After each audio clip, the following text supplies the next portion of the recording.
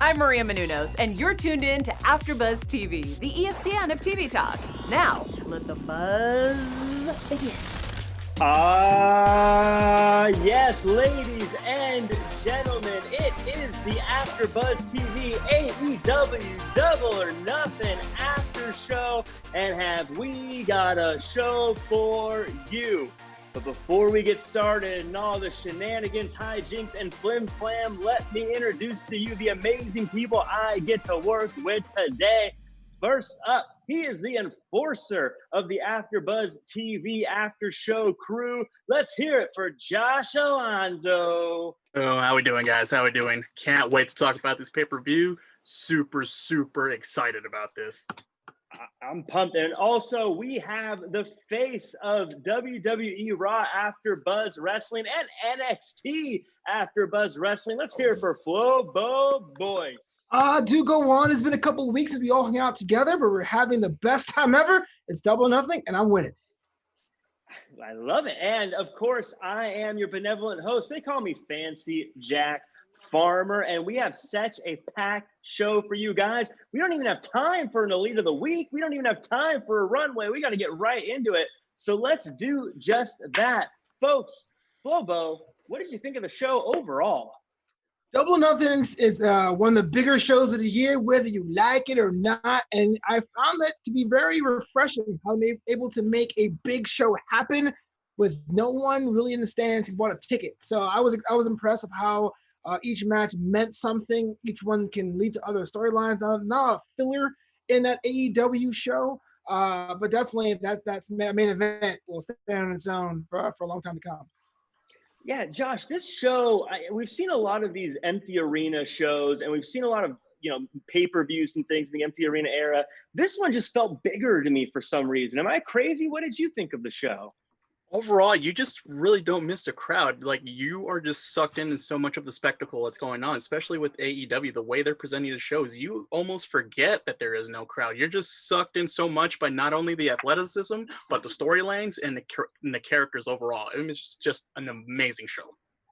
Well, the set to me and the vibe to me actually had kind of Halloween Havoc vibes to me. And what I mean is the fact that the set, even though it was smaller than I think a major arena, it still felt big. It still felt part of the show with the big cards right there up against the ring with the big jackpot machines spinning throughout the night. I really loved it. I also really enjoyed all the hype videos and things. I wanted to say, though, to start off, I really appreciate, and this is going to come off as a bit of a downer, but I like that they addressed Shad and Hana Kimura and the very early passing of both of them, and kind of opening up a conversation about some of the stuff that's happened on social media that led to at least Kimura's early passing. But did you guys have any thoughts on that? I guess I'll let you guys speak to that if you guys want to. I mean, what Excalibur said wasn't actually the most eloquent way of saying it, but he was right. I mean, a lot of times, if we're not good to each other, things happen. On one of our sister shows, AfterBuzz TV's Women Pro Wrestling Weekly, Kimura was actually one of our stars of the week, where we had a profile about her career. So we had a bit of a connection there as far as educating our audiences about the things she did in Stardom and the Tokyo Cyber Squad and that group she was part of. So it's a tragic passing, and I hope the best for her family and those who are survived by her. I couldn't have said it any better myself. I mean, yeah, just pretty much that. Whatever Flobo said, take it as truth. Agreed. It's very easy to be mean to people, but I think the good thing is to be good to people, and it's not that tough. So let's get into the fun stuff, though. Let's talk about this main event. Let's talk about the Stadium Stampede match. And much like a lot of these cinematic matches, we had no idea what to expect going into it. I, for one, found it to be an amazing, fun time. If you know me and you know my sensibilities, you probably already knew I loved this match. Mixed reviews online, though. Let's start with you, Josh. As far as cinematic matches go, did this work? in comparison to what WWE does, it kind of like faltered a little bit, but the way the story was told and throughout the cuts of each of the different matches going out throughout the stadium, it was great. Overall, I got to say the MVP of this match, I had to say, is Matt Hardy, because we got to see not only one, not only two, but three of his personas. And I think that was the most amazing thing ever, especially when we saw his, the matter of facts. Perfect. That was a really, really fun part of the show. Flobo, Yeah. now we've seen a lot of these, and I know we've talked about a lot of these cinematic matches between the Boneyard match and the Money in the Bank match, and now we've got this Stadium Stampede match. Where do you think this ranks? Was this one of the best? Was this one of the worst? Was it a miss? Was it a hit? Where do you think it fits with all those? The short answer is the middle, and it's going to sound pretty ironic. Very safe. Yeah, exactly. The beige alert. It's going to sound pretty ironic with a show that actually had a casino ladder match, but this Stadium Stampede reminded me so much of Money in the Bank from a month ago. We had a little bit of an extended presentation of what the rules were. We had a bunch of comedy spots. Can I say the word spots in this show? Too late. I already did it twice. And it was all entertaining. I thought it was pretty cool. And it was interesting that AEW decided to pump in the crowd noise from the arena into most of his matches as well to give it more of a bigger feel. I personally, I do feel the Boneyard match was in a class of itself because we didn't know what to expect at all going in, whereas Stadium Stampede kind of tells us what's on the tin. But I think I'm in the middle, leaning towards positive. If I have to, pick a side, I don't know. Yeah, it's funny you mentioned that because I felt the same way about the Boneyard match. It's almost unfair to count that one because it was the first, and it's kind of it kind of caught us all off guard. And so I don't know if I can really count that. That aside, personally, this was my favorite of all the cinematic matches I've seen so far because it did have a little bit of everything. Something it did that I thought was really cool, just breaking it down, is it seemed like it had different sections of the match. So it started off with the opening, and Jericho's music instantly pumped me up for this match. I don't know about you guys, but I was singing along as if I was there in the arena, and I love that they had matching kits to go with it. And just visually, it was very easy to tell who was on whose team, by the way, when they were all scuffling throughout.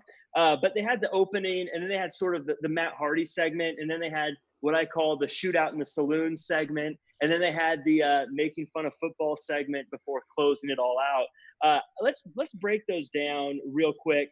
The Hardy transformation, Ortiz, Santana, Omega, and Hardy. I got to say, first and foremost with this, before we start heaping a boatload of praise onto Matt Hardy, I think Ortiz is underrated as an MVP character. I'm saying I can't swim before getting in the little pool. What did you think of this section of the match? Josh, you talked about it a little bit, but Flobo, I want to hear your opinion on these guys and what they did. You hit the nail on the head. Ortiz and Santana, they are proud, they are powerful, and we've seen a lot of their their older promos saying, "Hey, we're tough, we're from New York, we're entertaining your balls off." That was their whole thing. That's great, but they made comedy work in a way that was believable. It wasn't them just like they took a pie in the face. They took the pie in the face in a way that was very consistent with their characters, which is something that a lot of promotions tend to not do. They tend to work for the spot. Everything seems to be character motivated, which makes it that much better for these guys.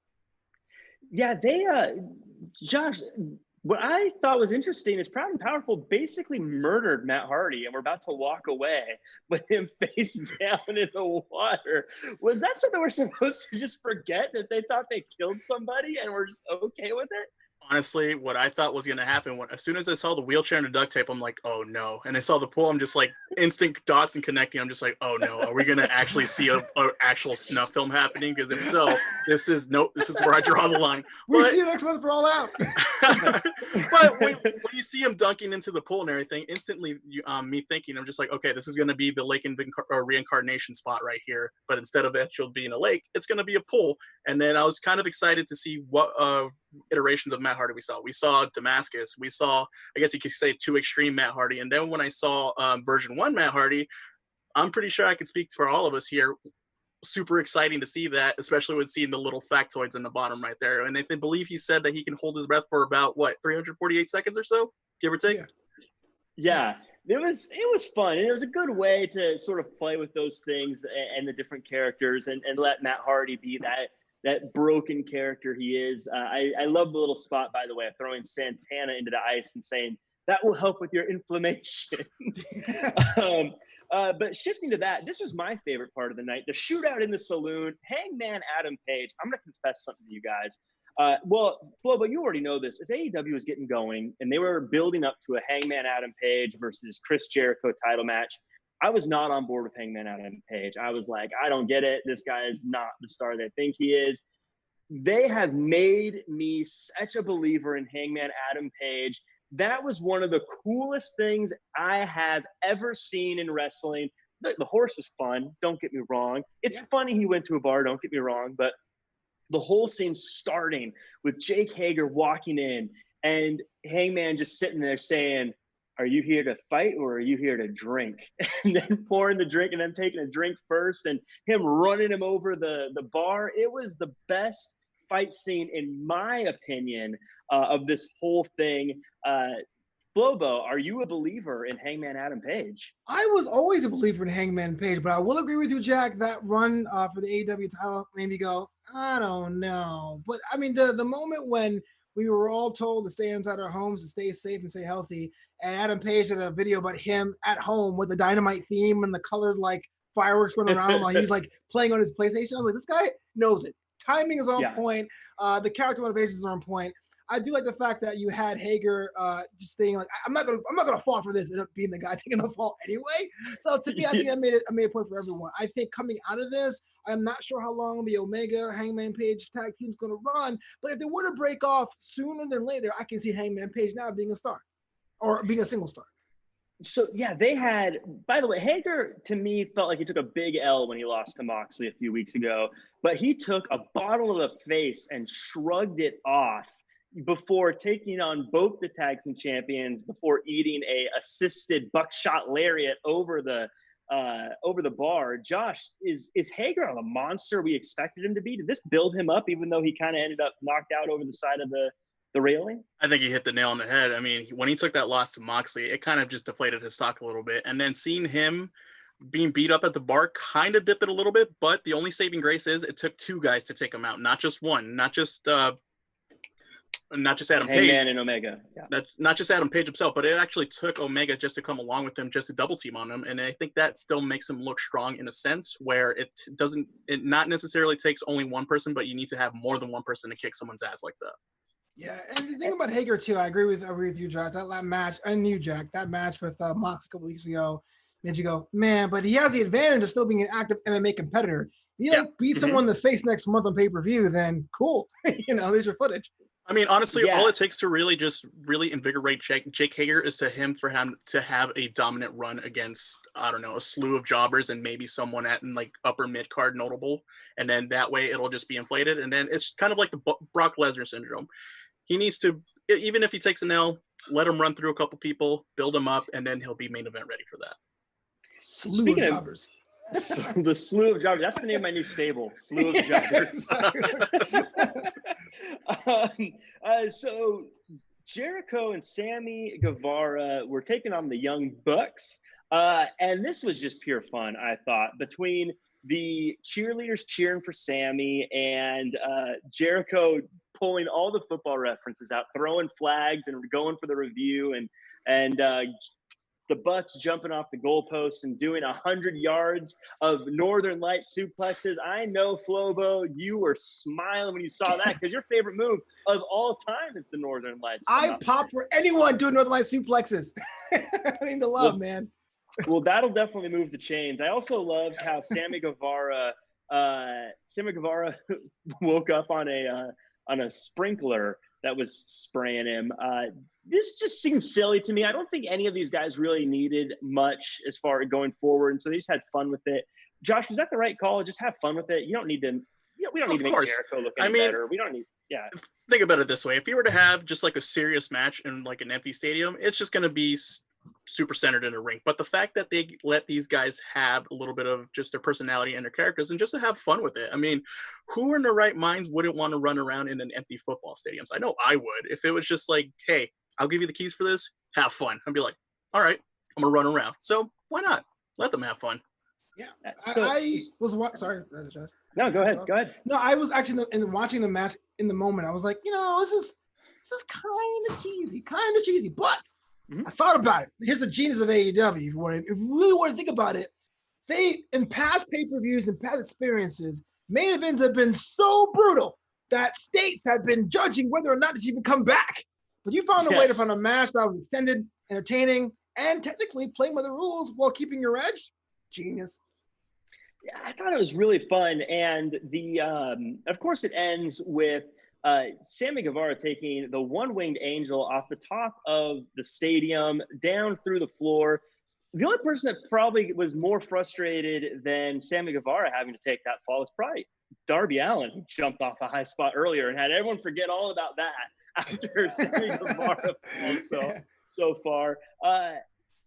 The Elite wins here. Was that the right call? I'll let either of you take it. Do you think the good guys should have come out on top here? I think so. I mean, this feud's been going on since last year, like around October, I'm going to say. And you always see the inner circle coming up at the end, the bad guys with the foil and everything. But I think this time around, since the story was built great enough from the end of last year to about this year, I think it was pretty much just reasonable cause to have the good guys go over in the end. Flobo, what do you think? Yeah, if it's the end of this, and that's the right answer. I mean, there's a little bit of a gripe in me saying, well, Sammy Guevara took the L again. It should be maybe Jericho or maybe a member of the Proud and Powerful, at least someone else, but Sammy. But no, I think we've had so many matches with this group to the point we brought in Matt Hardy now. We really got to give these guys a chance to grow on their own. If this is the end, then I'm happy with the result. You mentioned Sammy Guevara took the fall, and that sucks for him because it seems like he's always the guy. But I challenge people. We keep saying that Sammy Guevara is the future, but I challenge people to watch any of the episodes or of any show for the past few weeks and tell me that Sammy Guevara isn't in the top 5 segment every single week for the past few months. He is absolutely killing it right now. And I was thinking, who came out the best in this match? Who do we look forward to the most? Who really became the star? I said it was Adam Page, but I can't help but think Sammy Guevara has just added another statement piece onto his resume. Flobo, am I mistaken? Absolutely not. I think the middle of the road beige alert is everyone got elevated here. But yeah, if I had to pick the 3 stars of the match, like you do in hockey, yeah, Hangman Page, Sammy Guevara, and even Jake Hager for getting a bit of a rehab for his character. Those 3 definitely had the most to gain last night. How do you feel, Josh? I definitely feel the same way. I mean, if you think about the pay-per-view overall, it not only showcased all the talent, but it showcased a lot of the younger talent. If you think about all the matches, there's a majority of them with a lot of young guys under the age of, I'm gonna say 29 or 28 or so. I mean, you got Darby Allin, you got Jungle Jack Perry, you got MJF, you got Sammy Guevara, you got Darby Allin. You have a whole slew of young guys. And the great thing about this pay-per-view was it showcased all of them so well, throughout each and every match. So regardless if it's a win or a loss, all these young guys are going to be elevated and they're going to be the future of that company for sure. It's crazy because you just gave me 5 names that are going to be stars. And somewhere else you can find 5 stars is if you check us out on iTunes, Spotify, and YouTube. Go ahead and leave those 5 stars, leave a comment, hit subscribe, and make sure to share it with your friends. It's people like you that help make us the ESPN of TV talk. Absolutely appreciate it. And I deserve an award for that transition, my friends. But we are going to transition of the century right there, Jack. That was awesome. We're going to go ahead and keep on rolling with more stars. Jon Moxley had a match with Brodie Lee for the AEW Heavyweight Championship of the World. This, to me, felt like the biggest, most real test of Jon Moxley's reign as the AEW champion. And I think this match made Jon Moxley. In fact, I said to myself when this was done, Dean Ambrose is dead. Long live Jon Moxley. Flobo, you had some opinions about old Dean Ambrose before, and now how he is as Jon Moxley. Have we officially erased Dean Ambrose from the history books here? I did, but I did that when he paradigm shifted Kenny Omega onto the pine of the canvas a couple months ago.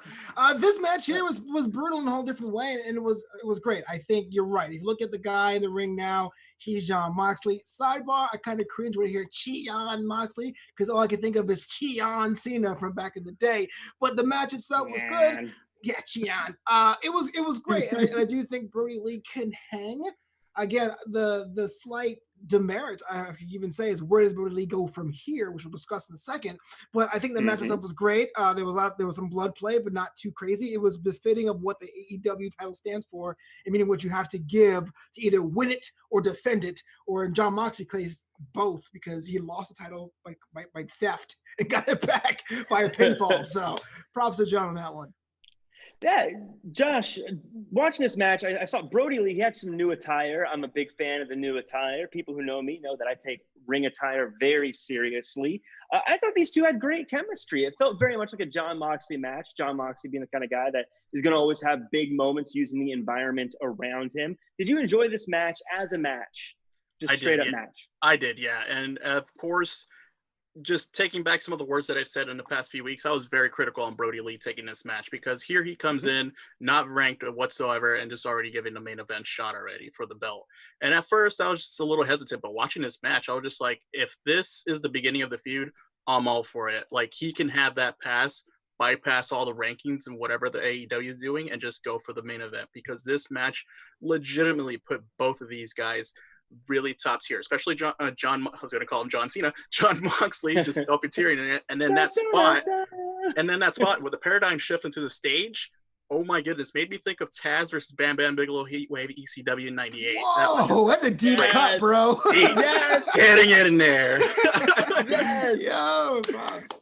Heatwave, low key, one of my favorite wrestling pay-per-views, by the way. I agree. Him going through the floor, I popped. I don't know if I'm supposed to be saying these kind of terms. I popped. I was like, hey, that was so cool. I love when people go through the floor. They could do it every show, and every time I'd go, hey. So just for the record, Jack Potts is the biggest move ever, but I'm like, Northern Light suplex. Wow.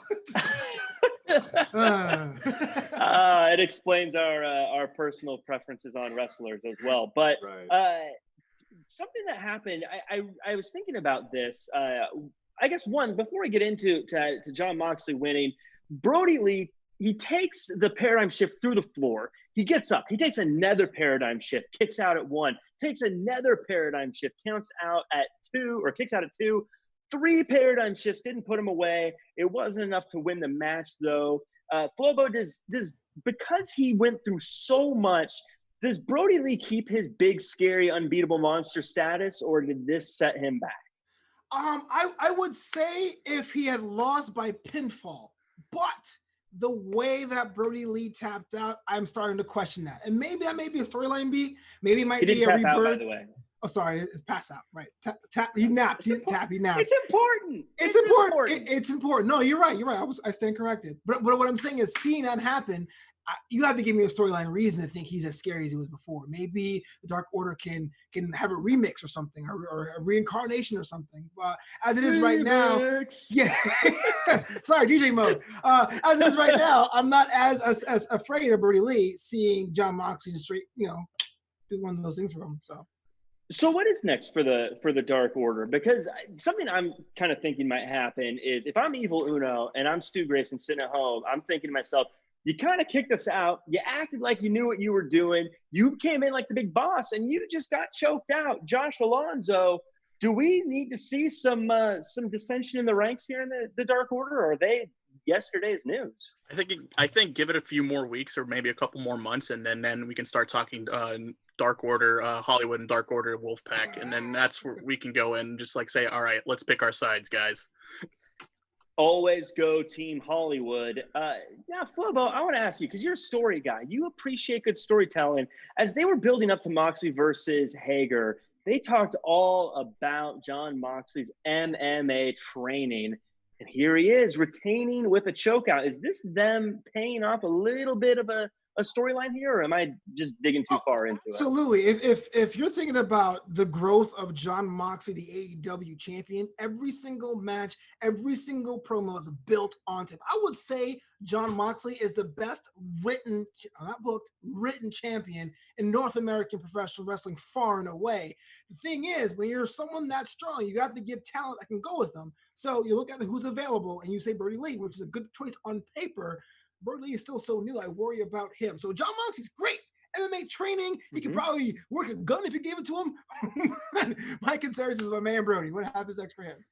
Well, let me follow up on that then, because you say he's the best written character in all of North American pro wrestling. Yeah. I know he's still in the middle of it, but how do you compare his reign to Jericho's? I know they only got 2 options, but if you had to rank all AEW world champions, how would you rank them? I think that the appeal of Jericho was that he was someone that was still a living, even though he was older, even though it was an older version of Jericho, this was the guy that was in that promotion 10 years ago, that other promotion 20 years ago, the man in Japan, the rock star, the actor, the guy that kind of looks like Gordon Ramsay on my TV screen. That's a whole different thing. But his week-to-week promos were just him establishing and reestablishing that I was the Painmaker. Whereas with Jon Moxley, it's a very basic premise. People's champion AEW walking through the crowd, but you have to tell the fans not only why you deserve to be champion, why you are a little bit crazy and off the wall, but why you're also not Dean Ambrose of the promotion. And I think that was a nuance in his character that made it stand out a little bit more. So we see who the next challenger already is going to be for Jon Moxley. He's going to be facing the man they call Brian Cage. He's a machine. I loved Brian Cage in Lucha Underground. He totally won me over back then. Also been tearing it up at Impact Wrestling. Josh Alonzo, I got to ask you, there's been a slew of signings over the past few months for AEW. Is Brian Cage the biggest signing that AEW has gotten yet? I think so far, yes, because if you take a look at Brian Cage's resume, it is phenomenal. Not only a former world champion and X Division champion over at Impact, but he's done a slew of different things all over the world, including PWG. I believe he did not New Japan, but he did some Japanese promotion over there, and his work speaks for itself. And then pairing him with Taz, just perfect right there, because you have a former machine like Taz, and then you have a new breed of machine like Brian Cage. That is just a pairing that is so perfect. And then, of course, as we saw in the end story of the ladder match, we saw a little bit of just like Taz giving Darby Allin the messages like, hey, you picked that losing side. Now I got my guy. Now we're going for the championship. Now your loss. Yeah, with Cage, it's interesting. Like, he came out, and I thought he handled himself so well in showing us his move set. If you've never seen him before, you got to see some of his cool moves, like I can't remember what he calls it. I call it the Steiner screwdriver, the vertical suplex into a pile driver, power bombing Luchasaurus onto the table or the ladder. The fact that they literally buried him mid-match and he just powered out of it. And I can tell you right now, I don't know what's going to happen, but I will part with money to see Darby Allin versus Brian Cage in the future. I got to ask Flobo, though, you are the resident expert on WWE Raw. You're the host of the after show for AfterBuzz TV here. Taz, Brian Cage, does this feel a little bit like Brock and Paul Heyman, or is that just internet tweet warriors trying to take hot takes? There is that on paper. Let's get the person who's affiliated with Extreme Brand, with someone who's just a massive. But it's two different interpretations. What made Paul so savvy was that he had more of the businessman aspect. He could talk you under the table, but he looked like a guy that had a nice suit that can cut the deals, get Brock the money, so he comes in ever so often. Whereas Taz, he can manage them, but the implication is that I'm learning from somebody else who can damage you with suplexes and technical wrestling. It's very easy to look at Brian Cage and say, okay, you mound of muscle, you could probably slam him around, but are you good? And you have someone in Taz that goes, hey, look, 3 weeks ago, I had a whole segment of how to hurt people. I'm working with you. So I'm here with it. And I was a fan of Brian Cage back in the day. I was in the professional wrestling circuit with him in SoCal, and it's cool to see him blow up. And now I'm arguably one of the bigger wrestling promotions in the country. Seeing that guy, it's hard to believe he's that ripped and he just had surgery a few months ago. Like, how unfair is that, man? I work so hard. I don't work nearly hard enough, but I I can't. I worry. I'm trying to lose a couple pounds. This guy's getting cut open and still just getting gains. This was an interesting ladder match. They did something different. They had the countdown timer before people came into this match. Now, forget about my first question was, can they win before everyone's even in there? I don't think that's one of those things that's going to come up, so it doesn't really matter. Josh, in general, did you like the countdown timer aspect to this type of ladder match? I did actually like that concept, because normally when you have ladder matches and you have multi-person ladder matches, it's always just a cluster of just like who to keep up with what. But then starting off with 2, then eventually a triple threat, then fatal 4-way, and then, fatal 5-way if we want to call it, and then the fatal 6-way, or forget the other technical term for it, but just going on and on and on. 6-pack challenge. Thank you very much. And I like the progression of just having just each of the competitors coming out one by one and just giving them their spots and then just working within the area of it. Because if it was just all 9 guys at once, I don't think it would have been as great of a match. But then the way it was set up and everything, I thought the match was great. It's funny how a timer makes people coming out seem so much more interesting. I feel like if they had a timer just before the start of a match, it would make me so hyped. Even if it was like, it's time for the next match. 5, 4. You'd be like, oh, what match is coming up? I'm so excited. It's such a great little workaround there. Now, lots of cool stars in here that I don't think we saw as necessarily winning this match, but still fun to see. I think Kip Sabian with Jimmy Havoc and Penelope Ford looked like a fun group. I really enjoyed them. SCU, I've always said Scorpio Sky has world title written all over him. But Flobo, I want to ask you about a guy who was added to the match last minute because Rey Fenix was injured on Dynamite, I believe, and Joey Janela took his place. Now, you and I were texting back and forth, as we do, we chat. Yeah. You are a huge fan of Joey Janela. How do you think he handled himself in this match? In the match, he was great. A-okay, man. And I was texting you this also. He reminds me so much of WWE's Apollo in that I am with people. I usually go, yo, man, Janela, he is dope. And they turn on the TV and they go, that guy? I'm like, no, you got to see it. I always did the running joke we have on the Raw show is like the frog in the cartoons, it's always, when I'm looking at the frog, it doesn't sing, but when you turn around, it's like, hello, my baby, hello, my honey. Janela's great. And he's actually one of the few guys. I love that reference. I love that analogy. It's true. My favorite. Janela's great, and I can tell you all these independent matches you can go on YouTube and Google and stuff like that. But as we always say, you got to get dubs. And when he's appeared sporadically in AEW, he doesn't get the win. When he comes out, there is a bit of like a longing for a mystique. Why should I care about the bad boy? You can't call him the bad boy if you ain't that bad. Well, maybe he's just not that good. Or he's just bad at winning. I'm just joking. I've said I like Joey.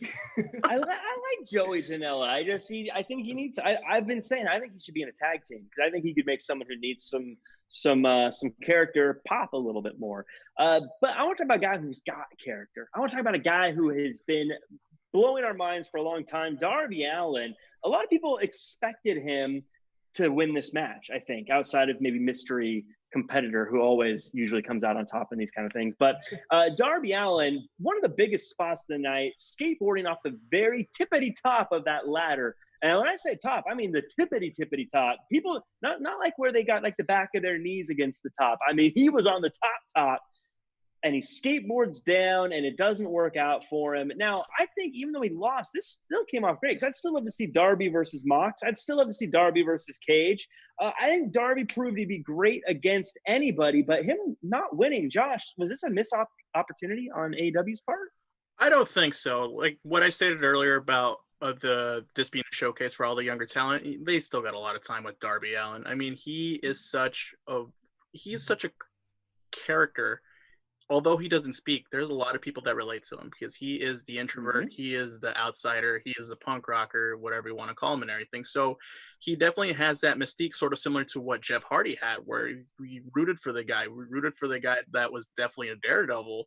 And, eventually he will have his day where he is going to become a champion, but that's going to be further down the line. So this loss definitely does not affect him whatsoever. Someone else who didn't really get affected by the loss, I think, is the show stealer himself, Orange Cassidy. Comes out, everything he does, he just steals the show. He's funny. He finds a way to become believable. I think when he jumped on Cage's back, I almost lost it. I was like, he's going to win, and it's going to be totally believable the way he pulls this off. Flobo, could we take him seriously as a world title contender? I feel like it's almost time. Oh, man, I'm torn, man. I get Hot it. take, all or nothing. All or nothing. No. Oh. If you want to put in a hot take, the answer is no. And the answer is no because he has to know how a ladder works, first of all. Like, that to me is nothing wrong with the bullet. No, I think there's a room for comedy in wrestling. And we just talked at the singing praise of Ortiz, and we saw a Stadium Stampede match with a bunch of people that could be the world champion. But what Orange Cassidy does is a nice, refreshing thing you put right before intermission. Something to put smiles on face and sending people home. He can be aggressive. I mean, if he wants to, but you can't have the guy win a world championship without putting his hands out of his pockets. I mean, what kind of message does that send about your level of competition? Well, speaking of the world title, I want to really quickly get your way too early predictions. Cage won the match, so he's going to face Jon Moxley at Fyter Fest. They've already said when and where. Real quick, again, we're running out of time. Who wins that match, Cage or Moxley? Is this Moxley's last stand, or is he going to retain against the Machine? Cage has to win. Yeah. Cage has to win. And the thing is, I would say, oh no, they're just feeding it to Moxley. But we saw that women's title match yesterday, and I had it pegged that Nyla was going to retain, and didn't happen. So I got to say, man, anything can happen in AEW. They want a predictable title change. Jon Moxley's the people's champ. He doesn't need it necessarily. And near Brian Cage being this beast on top of the mountain, that's my pick, Brian Cage.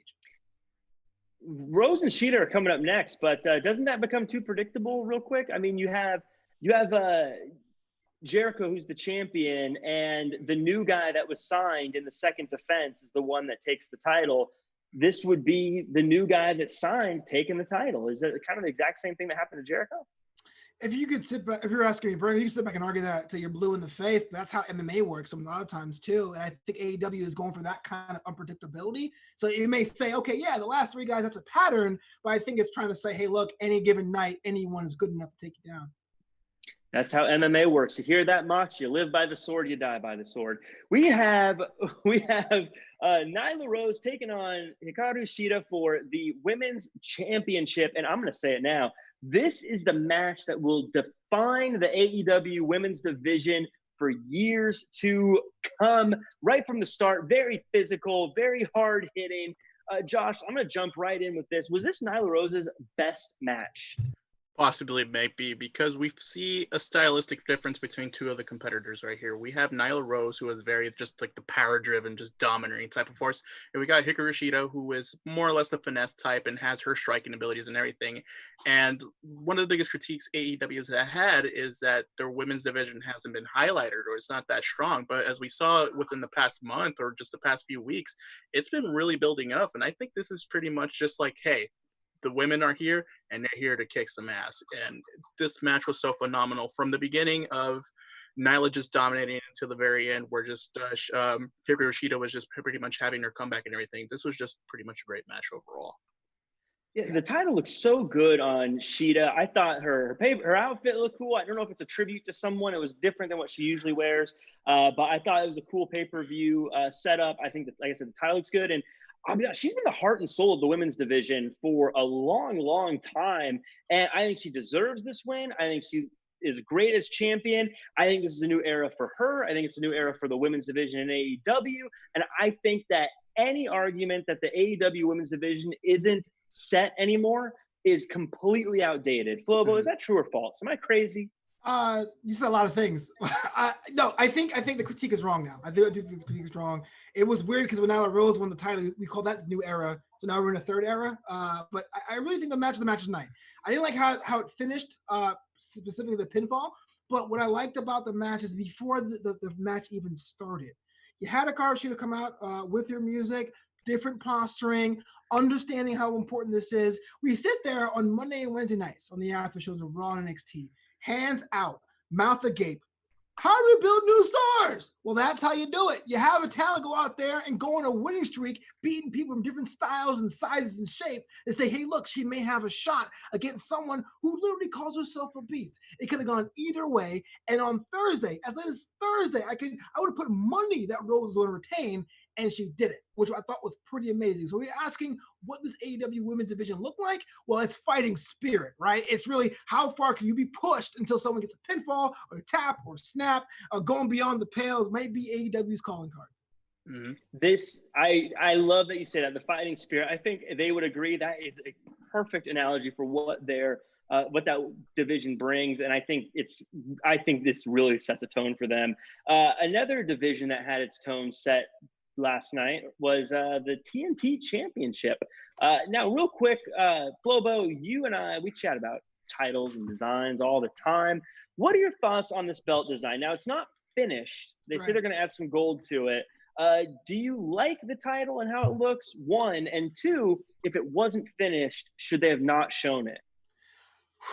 Okay, the answer is no. Now, I know there was some gold plating or whatever, and I'm not saying every title should be the same because, again, WWE, as a comparison, you have a flag belt on Monday nights and a gold and copper bronze Intercontinental Championship on Friday nights. But I almost felt like there was a theme throughout all the belts of AEW, that there was almost like an oblong or rectangular vibe. Things kind of have like the flare on both sides, pretty even. This one seems like it was like barred from almost like a New Japan, almost a New Japan US title, and it had their TNT stamp on it, straight logo. The core design looks pretty amateur, but I can't roast it because it's unfinished. The answer is you withhold it. If it's not done and you want to blame the virus, that's fine. You can say you win it later. It happens all the time in sports. You win the championship, you get your ring 6 months later. It's not a problem. I wouldn't have shown it. I think that's a fair point. I think they could have made it a big deal on another Dynamite as well and said, hey, the unveiling ceremony happens this week or whatever. You can even have something fun where Cody loses before he gets the actual title and he becomes the guy who never has the chance to hold the title. Could have been a fun little thing there, but I'm sure they've got something planned out already. Josh, I want to ask you, everyone's going to throw their hands up and say, Cody was just trying to become a champion now that he can't become the world title. You know what? I'm going to lead by saying I think he deserves it. He's been the heart and soul of the people since the beginning of this thing. I think he deserved it. Do you think he deserved it? And do you think Archer came out looking okay in the loss? Overall, this match was competitive, win or loss. I think Archer comes out strong here because it wasn't a simple victory for Cody. And I think it's well-deserved for him. And I think Cody having the TNT belt is great because he gets to highlight not only the championship, but he gets to highlight other guys within that division as well, because the main event's already set.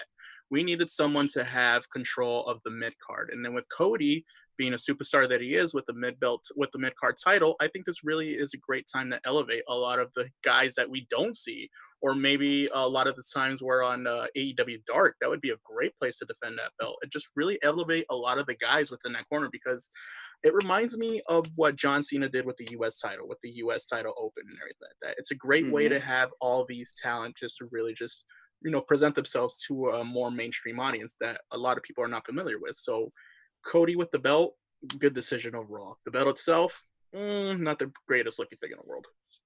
Yeah, Tyson. So, yeah, Tyson, I don't know. I felt like they didn't get to use him quite the way they wanted to. He just sort of chased off the managers, but we're low on time, so I'm going to keep on rolling if that's okay with everybody. We had a match, MJF versus Jungle Boy, and going into this match, look, I thought this was going to be filler. I thought it was going to be like an interlude kind of match. I dare say they damn near win for match of the night for two guys who are kind of character-driven guys. They really put on a wrestling show, working the arm. Jungle Boy's comeback was fantastic. And the pinning series at the end, I had to take a note of, I thought was really, really cool. Flobo Boyce, what's next for these two? Yeah, that was actually my questions. What's next for both of them? MJF was talking to town. He was going to be the guy who's going to threaten for the world championship. Looks like that's not going to happen. He has to be there, whether or not he's in the front row buying a ticket or the next in line after someone else does it. But if Cage wins it, then I'm not sure that's going to work. But Jungle Boy has to be elevated. I'm not saying he has to go right there for the world title defense, or maybe he's perfect for the TNT championship if we're doing it.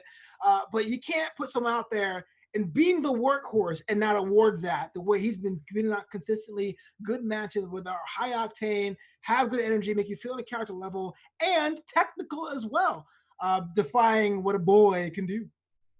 I predict MJF is going to be the first challenger for that TNT title. I think they're going to renew that rivalry going after this. But Josh, I want to ask you about Jungle Boy. can they elevate it? Well, I think we all agree we got to elevate him. We got to move him on. Can we elevate him and still have him be just Jungle Boy from Jungle Express, or is that too kind of childish? Does he need to become Jack Perry as JR seems to not want to let go of? I think it's a character change. If you really want to elevate him to a main event star, you got to change. You have to have a character change. I don't know if you remember this, Jack, but a few months ago, you, myself, and Roger were talking about this. I think if you were to put him as a heel and call him Hollywood Jack Perry, I think that would be phenomenal for him. Because if he takes that background of what he has, obviously we all know who his father was, and then just really up that right there. And all he has to do is pretty much just like yoke up just a little bit more, just add a few pounds of muscle to him, and he's going to be a credible threat. It's just pretty much a character change here. We know he's athletic. That's not a problem. But I think more than anything, we're just so accustomed as wrestling fans, we need to believe the character in itself. If the character is not there, we're not going to believe him as a main eventer. But if the character change is good, most likely a heel, then he'll be ready for that. Very Poor Jack Perry. The guy's in such good shape, and we all say he's got to get more muscle. Poor guy. I mean, how unfair is it? If I was built like Jack Perry, I would be stoked if someone told me to bulk up when I was shredded there like with your him. like long hair in the mirror. Speaking of looking shredded, we had Penelope Ford versus Chris Statlander. Now, Britt Baker got hurt, so Penelope Ford filled in for her. I thought both these two did a great job. I thought Penelope Ford has been like the Swiss Army knife of AEW in a lot of ways. She's been getting involved in men's matches, women's matches, doing all sorts of stuff. I see both of these two as sort of the backbone of the women's division right now. Do you guys, Flobo, any thoughts on these two off the top? I think Swiss Army knife is perfect. It's like the opposite of a workhorse. The workhorse tends to win, or at least have the most challenging matches.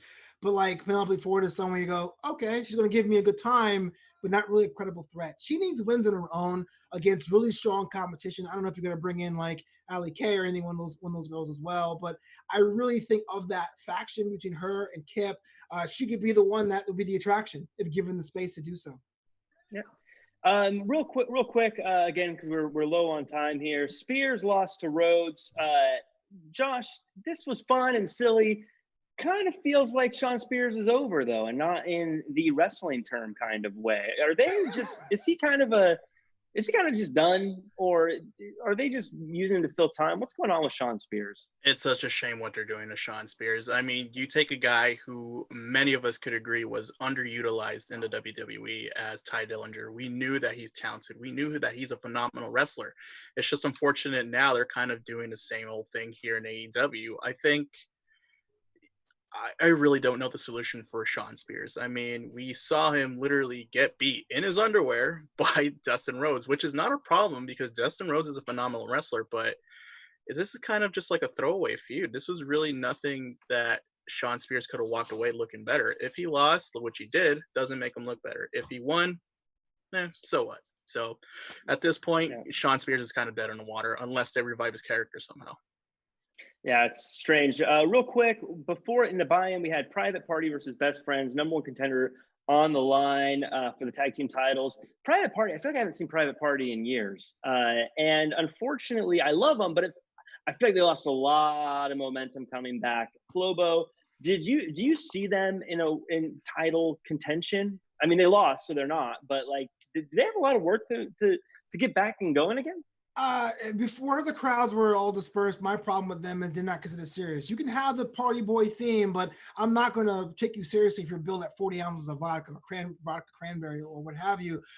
They can get the momentum back because it's just that good. The talent will always win the day. But yeah, you got to come to work. You got to come to work so people see you. They can buy your shirt and chant for you, and so people know about that. And I think that's what I'm looking for. Yeah, and of course, Best Friends win. I think Best Friends should have won because they've been the workhorses of this pre-taped era, so to speak. Trent, to me, always stands out like a star. Now they're going to go up against the tag team champions, Hangman and Omega. But it feels like they've already got a bunch of rivalries brewing. They're kind of feuding with Kip and Havoc. They're kind of feuding with the Death Triangle as well. Josh, would you rather see them continue those feuds as champions, or do you think they don't need the championships because they've got these built-in rivalries ready to go? I don't think they need the championships because they already have a great feud going on with Kip Sabian and Jimmy Havoc, and I think that would be a phenomenal match in itself right there, because you could see a traditional wrestling match at one point, and then of course with Jimmy Havoc you can totally see a hardcore death match type of situation. So I think what'll happen is best friends are going to challenge for the titles, and then Kip Sabian and Jimmy Havoc come out, ruin it, and then that's where we see that extension of that feud, and then Omega and Hangman Page go on to something else. Agreed. And yeah, and so Flobo, do you agree? Do you think, because you just mentioned how do you elevate people, right? Right. And when you just said the way you elevate people is you have them win a championship. It feels like right now the best friends are ready as ever to be elevated. Does that mean it's time to take the titles away from two guys who could be world champions? Sure. I was swayed by what Josh said, because I was going to say, well, yeah, you give the titles to best friends because they have 3 built-in feuds, and there you go. You have storylines built in. Kenny Omega doesn't have to be in this division. Neither does Hangman Page. Everybody wins. But you're right. If you want to entertain storylines, you don't necessarily have to have the titles on them, because now you can have 2 sets of tag team storylines on the same show. Novel concept. You know? What's wrong with that? Yeah, it's funny. We always talk about how we want these mid-card situations to happen in different divisions, and here AEW is giving it to us. But it's also good. I think they're getting this title shot.